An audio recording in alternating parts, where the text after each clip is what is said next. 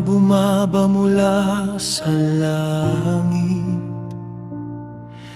liwanag ay bumalot sa lupa, at malakas niyang isigaw, bumagsak ng Babilon.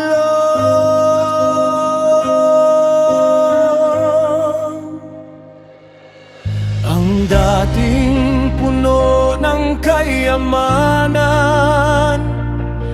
ng awit, luho at yabang, ngayon ay guho at katahimikan, walang natirang karangyaan.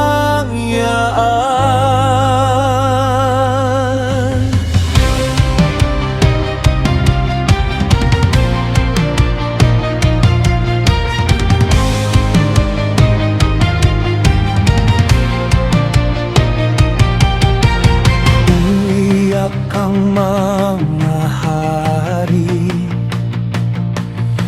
na minsang nakinabang doon.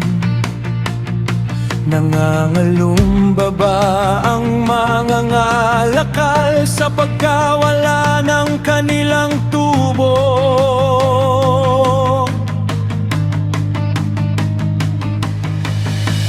Ang mga barko sa malayo nakatitig sa usok ng lungsod. Sa isang oras lang nawala ang dating akala'y matibay.